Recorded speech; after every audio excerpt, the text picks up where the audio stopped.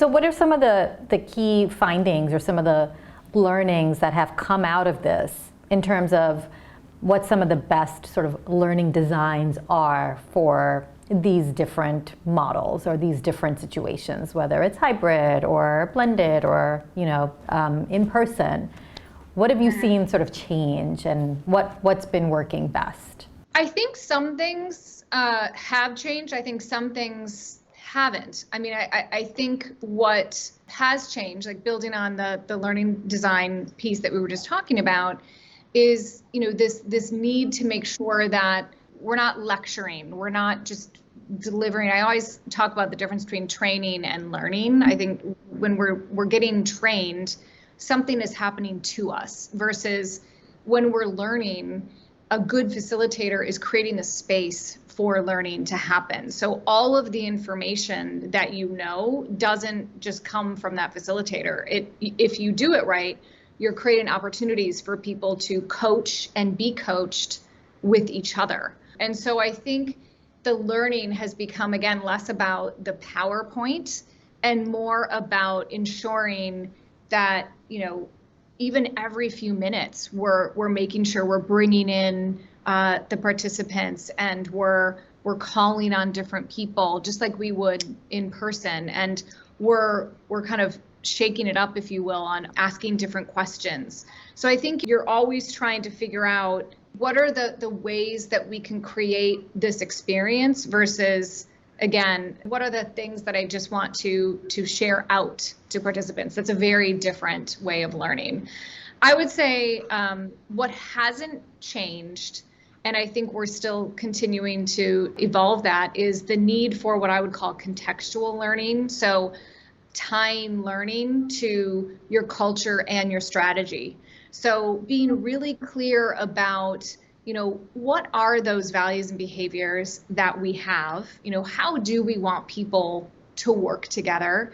And then once we define that, so if for instance, one of the behaviors is, we want people to communicate effectively, then what are we doing as an organization to help people communicate more effectively? What does that look like? Is that asking questions? Is that being clear about your message? Is it storytelling?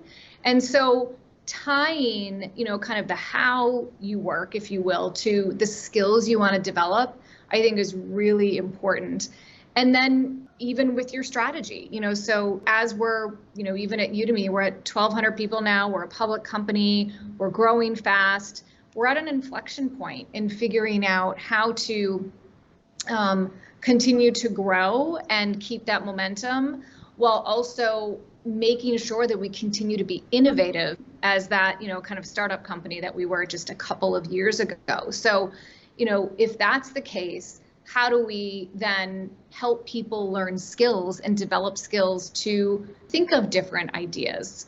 How do we come up? We're looking at now, what is the framework for a new business case? If somebody does have an idea, is there a way that we can provide a framework for people to share that idea, so that we don't just have like a million ideas out there, being thrown at a wall, but there's a systematic approach.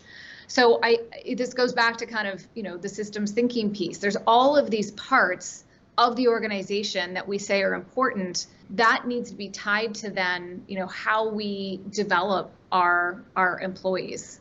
There's a lot of different parts to it, and bringing that all together in a meaningful way that does tie, like you say, to the strategy and the culture, but that's captured and it is also captured in a way that's consumable.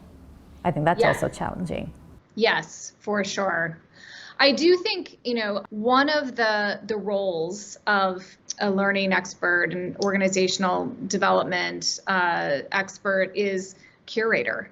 So really figuring out, of all the, thousands of competencies or skills out there, what are the 2 or 3 that we think we need to focus on right now? It may be different next year, but that's what's important. And we actually just did this exercise here when we were figuring out our leadership development learning experience. And so we really wanted it to be 3 primary areas, and we ended up with strategy, accountability, and influence.